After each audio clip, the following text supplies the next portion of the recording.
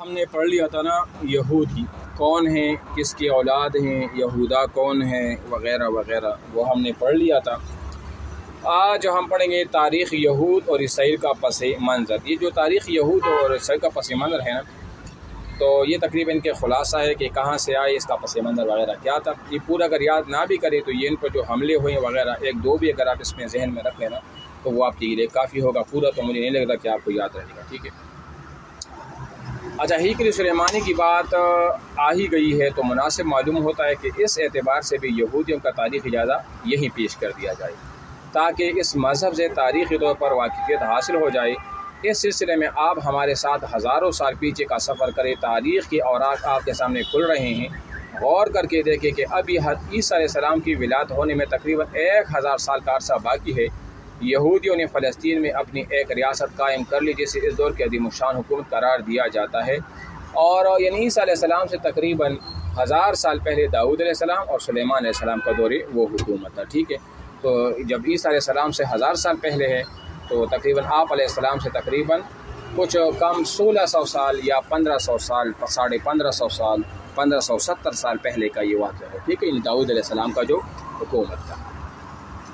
اس حکومت کو داؤد علیہ السلام کے دور گود میں خاصاً عروج اور ترقی حاصل ہوئی، لیکن ان حضرات کے انتقال کے بعد یہ عظیم الشان صرف 2 حصوں میں تقسیم ہو گئی۔ اس تقسیم کو دیکھ کر رومیوں کو حوصلہ ہوا اور انہوں نے آہستہ آہستہ فلسطین پر تسلط قائم کرنا وہ شروع کی۔ جب داؤد علیہ السلام کی وفات ہو گئی، اس طرح سلیمان علیہ السلام کی بھی وفات ہو گئی، تو آہستہ آہستہ یہ پھر 2 حصوں میں وہ تقسیم اس میں بڑھ گئی، ٹھیک ہے۔ اس سلسلے میں رومیوں نے فلسطین پر کئی مرتبہ حملہ کیا اور بالآخر 63 قبل مسیح میں فلسطین پر مکمل قبضہ کرنے میں وہ کامیاب ہو گئے۔ کون کامیاب ہوئی؟ رومی حکومت، ٹھیک ہے۔ اور بظاہر فلسطین کی حکومت یہودیوں سے چھن گئی، اگرچہ 135 عیسوی میں یہودی نے رومیوں کے خلاف بڑے پیمانے پر بغاوت کی کوشش کی، لیکن وہ اس میں کامیاب نہ ہو سکے۔ 135 عیسوی کا مطلب یہ ہے کہ عیسیٰ علیہ السلام کے 135 سال بعد کی یہ بات ہے، اور 63 قبل مسیح کا مطلب یہ ہے کہ عیسیٰ علیہ السلام سے 63 سال پہلے، جب عیسیٰ علیہ السلام پیدا نہیں ہوئے تھے، 63 سال پہلے فلسطین پر مکمل طور پر رومیوں کا قبضہ جو ہے نا وہ ہو چکا تھا، ٹھیک ہے۔ تو یہ کہتے ہیں کہ اگرچہ 135 میں یہودیوں نے رومیوں کے خلاف بڑے پیمانے پر بغاوت کی کوشش کی، لیکن وہ اس میں کامیاب نہ ہو سکے، تاہم اس کے نتیجہ یہ ضرور نکلا کہ رومیوں نے آئندہ کسی بھی قسم کی بغاوت سے بچنے کے یہودیوں پر مظالم ڈالنا شروع کر دی، تاکہ اگر ہم اس پر ابھی مظالم نہیں کریں گے اور اس کو سبق نہیں سکھائیں گے تو آئندہ بھی ہمارے خلاف جو ہے نا وہ بغاوت وہ کر سکتے ہیں۔ اس لیے رومیوں کے ان مظالم سے تنگ آ کر یہودی بلاخر ترک وطن پر مجبور ہو گئی اور فلسطین کو چھوڑ کر ایشیا اور یورپ کے علاقوں میں جا بجا بس گئی۔ اس کے بعد وہ متواتر 17 صدیوں تک مختلف حالات سے دوچار ہوتے رہے، لیکن اس دوران انہیں اپنے آپ کو نمایاں کرنے کا کوئی موقع نہ مل سکا۔ اس لیے 18ویں صدی میں تک یہودی کسی قابل ذکر واقعے میں نظر وہ نہیں آئیں گے۔ وہ اس لیے کہ جب ان کی طاقت منتشر ہو گئی تو یہ ایک جگہ پر جو ہے نا وہ ٹک نہ سکے اور منتشر ہو گئے تھے، تو ان کی جمعیت جو تھی نا وہ اس طرح نہ رہی۔ اس لیے تاریخ بھی تقریباً اس لحاظ سے خاموش ہے، کیونکہ یہ علیحدہ علیحدہ وہ رہے۔ رومیوں کے ان مظاہر سے تنگ آ کر یہ تو ہو گیا۔ 18ویں صدی میں یہودیوں کی خوشخبری کا پیغام نہ لا سکی اور ایک مرتبہ پھر وہ ماحول کی ناسازگاری کا شکار ہوئی، جس کا سبب یورپ میں آزاد خیالی کو فروغ بنا۔ مختلف ممالک کے ادیب اور اہل قلم حضرات نے جب لوگوں کی معاشی اور معاشرتی مسائل پر قلم اٹھایا تو یہود کے خلاف بھی آواز بلند کی، جس سے یورپ کے اکثر ممالک میں یہودیوں کے خلاف نفرت کی فضا قائم ہوئی، اور یورپی ممالک میں بالخصوص پولینڈ، روس اور مشرقی یورپ میں یہودیوں پر مظالم ڈائے جانے کا سلسلہ دوبارہ شروع۔ یہ ہٹلر کا زمانہ اگر آپ کو یاد ہوگا نا، یہ وہ ہے اس کے بعد والا زمانہ، کہ جب دیکھا کہ زیادہ تر امیر ترین لوگ تھے یہودی، ان کے پاس پیسہ بہت تھا، اور یورپ میں اور خاص کر عیسائیوں کے پاس کچھ پیسہ بھی نہیں تھا، کچھ بھی نہیں تھا، تو انہوں نے کہا کہ جب ہم اس سے نمٹ لیں گے نا اور ان کو ہم امیر ان کو جب تک غربت میں تبدیل نہ کریں تب تک ہم عیسائیوں کا جینا جو ہے نا وہ اسی طرح حرام ہوگا اور ہمارا جینا مشکل ہوگا۔ تو چنانچہ انہوں نے کیا کر پوری یورپ نے، جس میں بشمول رشیا وغیرہ ان علاقے کے لوگوں نے کیا کر دیا، ان پر مظالم پھر شروع کر دیے۔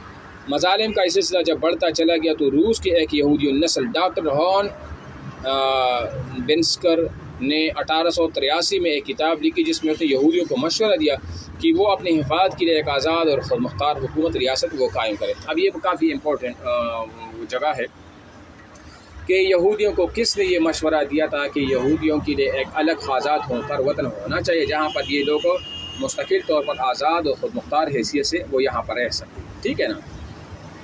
تو اس کے بعد مختلف صحافیوں نے اس موضوع پر مضامین لکھنا شروع کر دی کہ یہودیوں کو ارض مقدس میں جا کر آباد ہونا چاہیے۔ ارض مقدس کون سا؟ یعنی فلسطین ہے۔ اس کا نتیجہ یہ ہوا کہ مشہور صحافی تھیوڈورزل نے ایک تحریک شروع کی جس کا مقصد یہ تھا کہ وہ یہودیوں کو ایک آزاد مملکت قائم کرنے پر ابھارے۔ یہ وہی مشہور تحریک ہے جس کا نام صہیونی تحریک بھی ہے۔ دیکھو صہیونی تحریک اگر آپ سے پوچھے کہ صہیونی تحریک کیا ہے یا صہیونیت کیا ہے، اصل میں صہیون داؤد علیہ السلام کے زمانے کا ایک قلعہ تھا ایک پہاڑ کے اوپر، اس پہاڑ کا نام تھا صہیون۔ داؤد علیہ السلام اور سلیمان علیہ السلام کے دور میں یہاں ایک زبردست حکومت تھی بنی اسرائیلیوں کی۔ تو بعد میں انہوں نے اس پہاڑ کی نسبت اور اس قلعے کی نسبت ایک تحریک شروع کر دی اور اس تحریک کا نام رکھ دیا صہیونیت۔ تو صہیونیت کا مطلب یہ ہے کہ اسی طرح جس طرح پہلے داؤد اور سلیمان علیہ السلام کے دور میں بھی ایک آزاد اور خود مختار حکومت تھی ان کی، تو اس طرح اسی تحریک کا بھی مقصد یہ تھا کہ ہم بھی اسی ٹائپ کا جو ہے نا اور ایک آزاد اور خود مختار حکومت وہ بنا لے، ٹھیک ہے نا۔ تو اس کو صہیونی تحریک وہ کہا جاتا ہے۔ اس تحریک نے یہودیوں میں اپنی جڑیں مضبوط کرنا شروع کر دی اور انہوں نے یورپی ممالک کو چھوڑ کر فلسطین میں آ کر آباد ہونا شروع کر دیا۔ آہستہ آہستہ فلسطین میں یہودی آبادی میں اضافہ ہونا شروع ہو گیا اور یوں فلسطین کی اکثر زمین پر یہودی کا قبضہ ہو گیا، اور اس تعداد میں دیکھتے ہی دیکھتے اتنا اضافہ ہوا کہ پہلی جنگ عظیم تک فلسطین میں موجود یہودی کی تعداد 80,000 تک وہ ہو گئی، کیونکہ لوگ وہاں آ کر جمع ہو گئے، ٹھیک ہے۔ پہلے جنگ عظیم کے دوران 2 نومبر 1917 کو برطانیہ اعلان کیا کہ حکومت برطانیہ کی طرف سے یہ اعلان کیا جاتا ہے کہ فلسطین میں یہودیوں کا ایک وطن قائم کیا جائے گا جس کے لیے برطانوی حکومت اپنی طرف سے ہر ممکن کوشش اور تعاون کرے گی۔ تو یہ حرام تو بھی انہوں نے کی تھی برطانیہ نے، اور یہ جو ان کو بسایا گیا تھا نا